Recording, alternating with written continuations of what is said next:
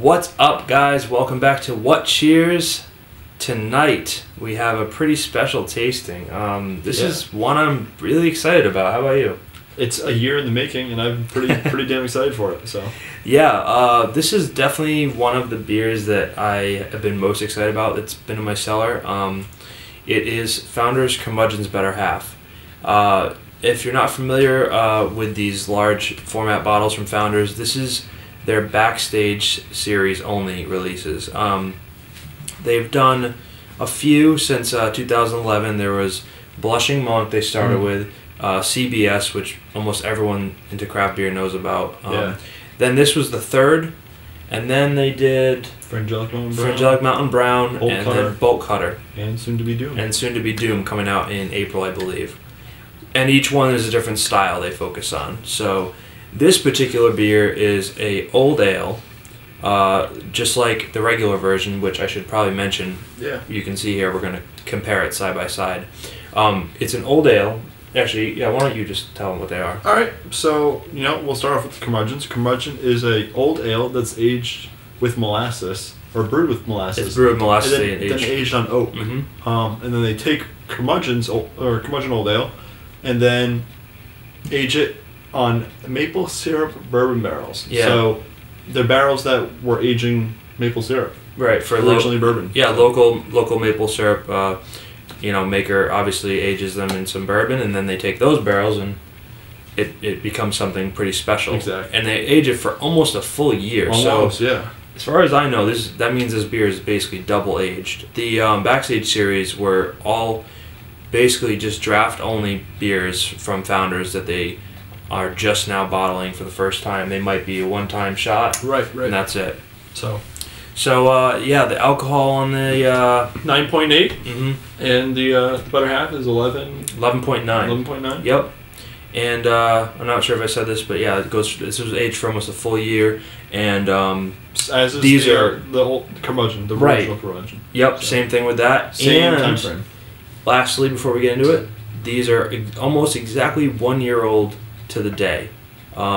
This came out just in right Valentine's Day in 2012. So and this was released around the same time. Yeah. So the aging is the same. So with all of that being said, let's get into it. All right, so let's get a look at appearance on this. Yeah, definitely. So the regular Curmudgeon, pretty crystal clear. Yeah.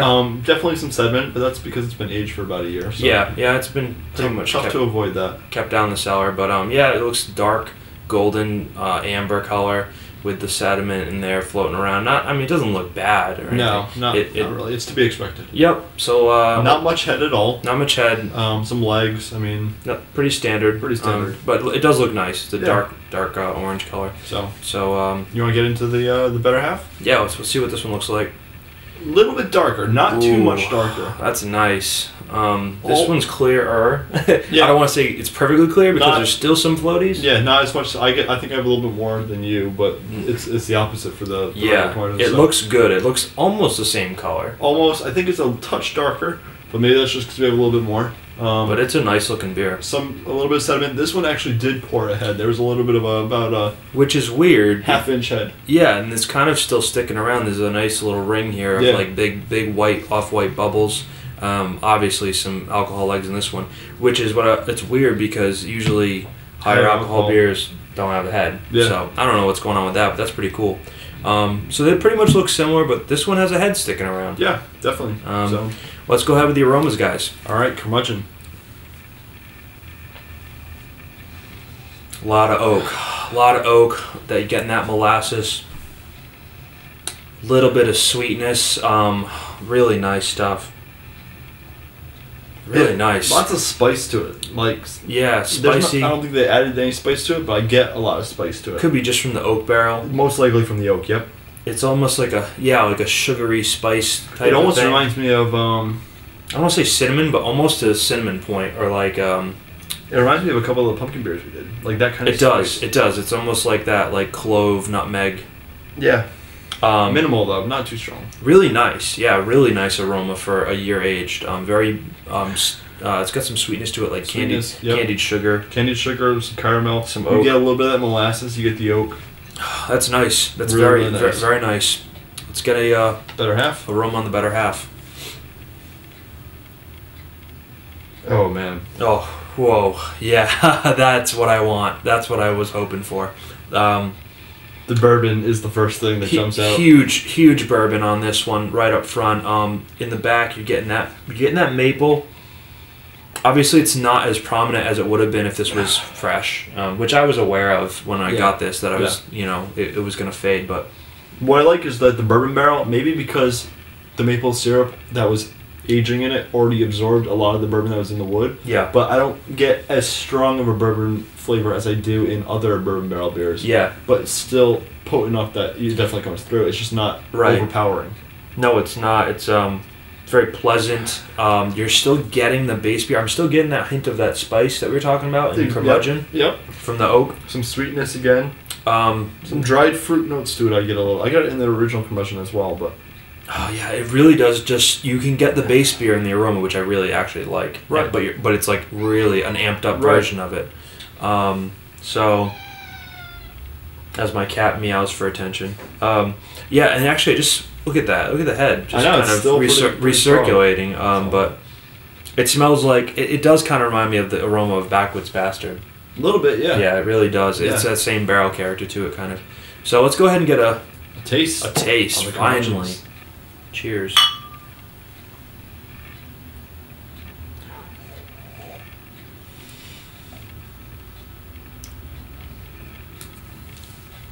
That's nice. A little bit more bitter on the palate than... I think it's got some booziness to it. Some booziness. But, I mean, it's only 9.8, so... Get another sip. Yeah. That was really good. Smooth, easy drinking. There's molasses. You get that caramel note from the malt. You get lots of sweetness. And there is that spiciness. I'm not sure if that spiciness is what's coming through for me. Like, it might be mixing with the booziness, like that little bit of boozy heat or whatever from the alcohol. Yeah. That's working with that spiciness, but like you said, you're getting that caramel, like candied sugar type of thing is in the taste as it was in the aroma. Just enough sweetness, not cloying. Just a touch. Just a touch, and then a bitter finish, actually. Yeah. Pretty bitter finish. That might be because of the aging.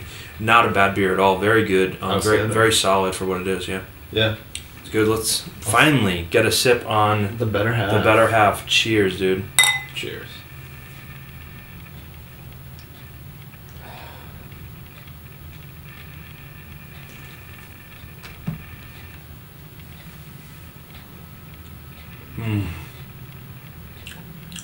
Wow.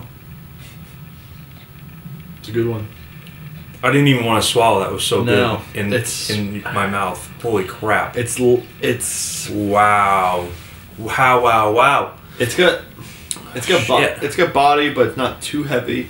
It's got lots of flavor. The bourbon isn't too, which is what I love about it. The bourbon isn't overpowering like some other beers. I mean, it's not in your face. It's got that base beer. It's got the sweetness. It's got the spice. It's got the caramel. It's got the sugary notes. But then the bourbon comes in. You get a little bit of that maple syrup, and it's just enough. It's not too much. It's just. I absolutely love this. I'm speechless. I'm over here like so happy because I went through a lot to get this bottle a year ago, so I'm pretty stoked about the taste. I actually have to. I'm gonna disagree with you about the bourbon. I think it's really in your face, but I like it. Oh, I like it too. And you drink bourbon, so this might not come across to you as strongly as it does to me. But I think this is really heavy on the bourbon. But the maple syrup is just making this thing shine for me. All right. It's making the sweetness work with the bourbon. Yeah. And it's really, really nice. And you are still tasting the base beer, which. Again, I love that. Exactly. About this. That's what I'm getting at. That's why the bourbon barrel doesn't overpower it. I think there's some other bourbon barrel beers out there that definitely the bourbon is just so strong. It's integrated well. Yeah. It's strong, but it's integrated well. Integrated. And I like that because this was aged in oak. You're still getting the oakiness. Obviously, you're still getting some oak from the bourbon barrel too. But I mean, it's just phenomenal. Everything that you see on the label. And you think it would taste like it does. It delivers. It's great. It's great. It's smooth. It's sugary sweet, but not too sweet. But it's that maple sweetness. It's not like a sweetness. It tastes really, really good. It's not overly thick. It does kind of coat your tongue, but it's not like thick and it's perfect. It's just perfect. What I like about this is that you get a little bit of alcohol on the back end, but I almost get a little bit more on the original Curmudgeon, which is less alcohol. So I don't know if you feel the same way, but I don't get as much heat as I do on the original. Yeah, one of my decisions and one of my reasons for aging the better half was I wanted to let the alcohol die off a little bit, even though at the expense of maybe some of the maple. But I'm not disappointed at all, because like you just said, this is drinking smoother. Oh my god! With a higher alcohol than that is, and this is obviously almost barrel aged for a year almost in bourbon barrels, so Maple Syrup Bourbon Barrels. Phenomenal beer, guys. I think we're going to drink on it for a little bit more, and we'll get back to you with the final scores on both these very soon. Stay tuned. Alright guys, so we're back here. We've been hanging out for, I don't know, a little while, just letting them warm up. Yeah. You know, they've really opened up just as good, if not better, than when we took a break. So just go through them one more time real quick. I mean, again, the regular Curmudgeon, it's oaky. It's got the caramel. So much spice to it. Spicy. That's the main thing that jumps out at me. Spicy. Like he said it. It's got characteristics of like a spicy pumpkin beer. It's really interesting, and we should know. If you don't know, we spent about 2 months doing pumpkin beers, so go back and look at all those if you want to know about the flavor profile of pumpkin beer. And the better half over here is it's phenomenal. I mean, there's not much to say. I mean, so well integrated. It's super smooth. Lots going on. Layer after layer of it. Yeah, you're getting the base beer, and then it layers up into that maple syrup, bourbon. It's smooth. You get a little warming going down. You get the spiciness in the back end of it, and it's got just the right amount of carbonation to not like make your mouth feel completely sticky, and it's just got enough to clean the palate a little bit, but you still get so much flavor just sits around for a while. Totally. It's a phenomenal beer. So let's rate and ratings. As far as ratings go for the Curmudgeon, we have an 89 from Beer Advocate and a 98 from Rate Beer. What do we get for the better half? 96 Beer Advocate and 99 Rate Beer. Okay. So better half is obviously, I knew it was going to be good. Yeah. Yeah, I mean, the point of the review is to do better half, but we wanted to have this with it. For reference, yeah. So, for the regular Curmudgeon, you know, it's a beer I really liked. I think we got a couple 4-packs and we drank them no problem. I would go with an 88 on this one. You know, it's a good beer. I'm not like a huge fan of old ales, to be honest. It's not a style I really love that much, but excuse me. It's a very well made beer. Like we've already gone over the flavors, so yeah, 88. Now the better half is a real treat. You know, Beer Advocate says 96. I would bump this up to a 98. 98. It's close to perfect in my eyes. I don't think there's much you could improve about this beer for what it is. Sure. Very well made, very well crafted, and just they took a lot of time with this one. It's fun to try something like this from the brewery. You know? Oh yeah. So what do you think? So for me personally, I think Curmudgeon's is great. Like we said, we got a lot of flavors from it. But for me, I mean, I want to give it. I was leaning towards an 89. It's a good base beer. I mean, I've had better old ales, I think, and it just doesn't jump out at me as much. But it's still fantastic. But we're here for, like you said, for the better half. Yeah, if you were drinking the regular one alone, it'd be great. It would be a little bit different. An 89 is great. It's still a fantastic beer. Yeah, it's still a good beer, yep. From the better half, I was going to say a 96. It's fantastic. It's smooth. It's complex. There's lots going on. It's very, very drinkable, and you just want to keep drinking it. It's great. I love it. Yeah, pretty much a perfect beer. Really was looking forward to this one, and you know what? It actually lived up to the hype. They had a little bit of hype behind it. Yeah. Especially following CBS. People were expecting big things, and Yeah. All right, guys. So that does it for this review. Thank you for watching. Hopefully, the whole thing. We'll see.